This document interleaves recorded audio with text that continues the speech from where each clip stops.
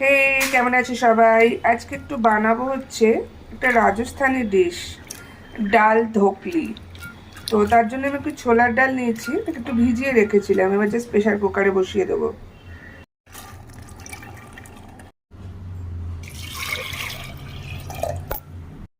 খুব বেশি জল দেবেন না, 3 কাপ মতন জল দিয়েছি আমি। এর মধ্যে দিয়ে দেবো একটু নুন, একটু হলুদ, আর এর মধ্যে দিয়ে দেবো 2টো টমেটো। জাস্ট টমেটোটাকে আমি মুখটা মানে কেটে দিয়েছি, ধুয়ে নিয়েছি ভালো করে, এর ভিতরেই দিয়ে দেবো। মিডিয়াম আঁচে আমি একটা সিটি দেব। এবার ধোকলি বানাবার জন্য আমি নিয়েছি আটা, একটা ছোট বাটির 1 বাটি আটা নিয়েছি। আর তার মধ্যে দেব আমি হচ্ছে বেসন, মানে আটা আর বেসনকে মিলিয়ে নেব। এর মধ্যে দেব হচ্ছে গিয়ে 2 চামচ ঘি। ঘি দিতেও পারেন, আপনারা নাও দিতে পারেন, আমি দিলাম আর কি।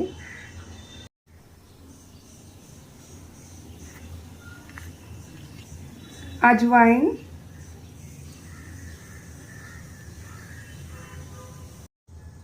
নুন, হলুদ, লঙ্কার গুঁড়ো। নিরামিষ যেদিন খাবার থাকে সেদিন মনে হবে দেখবেন কি বানাবো কি বানাবো, তো এরকম কিছু ঝটপট বানিয়ে ফেলবেন।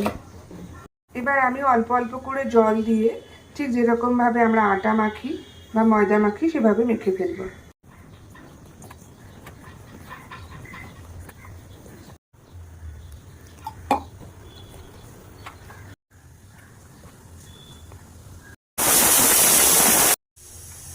গ্যাসটাকে মানে বন্ধ করে দিয়ে আমি এইভাবেই মানে বন্ধ করেই রেখে দেবো এখন 10 মিনিট।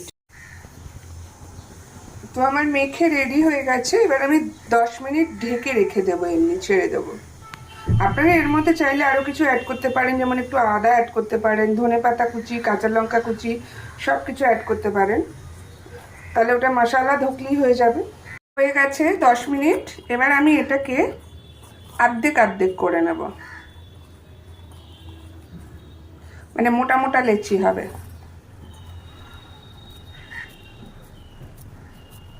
তো 2টো লেচি আমি বানিয়ে নিয়েছি। বেলে নেব, দেবো একটু ঘি। ঘিতে বেলবো, আপনারা চাইলে সাদা তেলে বেলতে পারেন, আবার ঘিতেও বেলতে পারেন।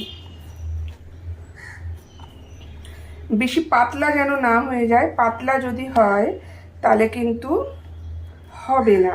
একটু যেন মোটা থাকে, যেন আমাদের পরোটা বেলি আমরা।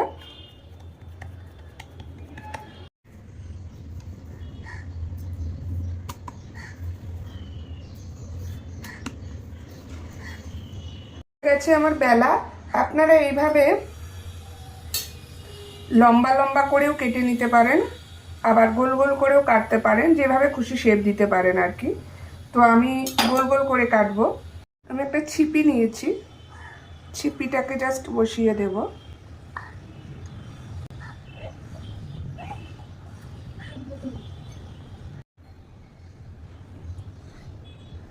এরকম গোল গোল করে বার করে নিয়ে এই একটা সাইড চিপে দেব, আর পিছন থেকে নিয়ে একটা সাইড চিপে দেবো। এরকমভাবে তৈরি করে নেব। বানিয়ে নিয়েছি। যেটা বেরিয়ে যাবে ওটাকেও আবার বেলে আবার ওরকমভাবে কেটে কেটে বার করে নিয়ে এভাবে ফুলের মতন করে বানিয়ে নিন। তো পুরোটাই আমার রেডি হয়ে গেছে। এইভাবে আমি বানিয়ে নিয়েছি, ওই গুজিয়ার মতন দেখতে হবে আর কি।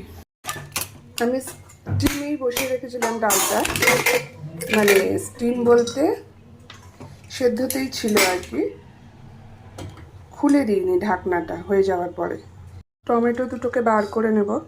অবশ্যই লক্ষ্য রাখবেন ডাল যেন ভালো করে গলে যায়, মানে গোটা গোটা যেন না থাকে।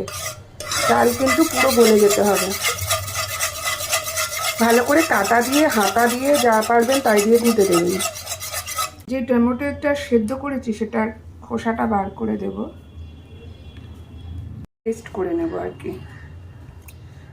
টমেটো পেস্ট করে নিয়েছি। তো আলাদা একটা পাত্রে আমি এবার মশলা তৈরি করব। দেবো হচ্ছে কি ঘি, আপনারা সাদা তেলেও করতে পারেন, ঘি চাইলে নাও দিতে পারেন।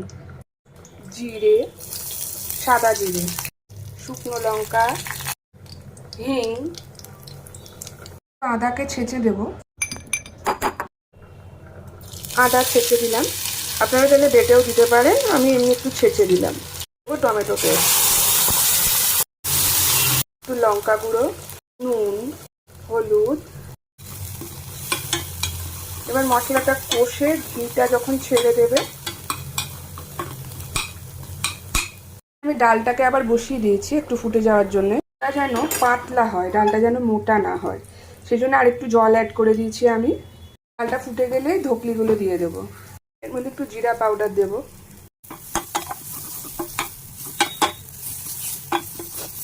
ঠিক আছে, এবার আমি ওগুলো দিয়ে দেবো।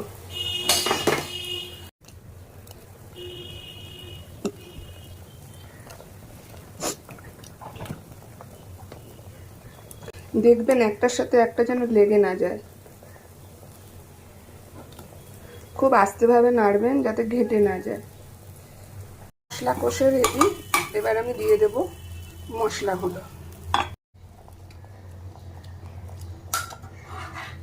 খুব আস্তে আস্তে নাড়াবেন, দেখেছেন তো সব উঠে গেছে উপরের দিকে সেদ্ধ হয়ে।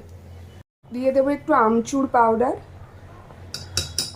15 মিনিটের জন্য ছেড়ে দেবো। নামানোর আগে জাস্ট একটু ধনেপাতা কুচি দেবো। পাচ্ছেন রেডি হয়ে গেছে আমার ডাল ধোকলি। এবার আমি উপর থেকে দিয়ে দেবো একটু ধনেপাতা। ঝটপট এরকম বানিয়ে খেয়ে ফেলবেন, খুব হেলদি খাবার, এরকম ঝটপট করে বানিয়ে ফেলবেন। তো কেমন হয়েছে আমাকে অবশ্যই জানাবেন।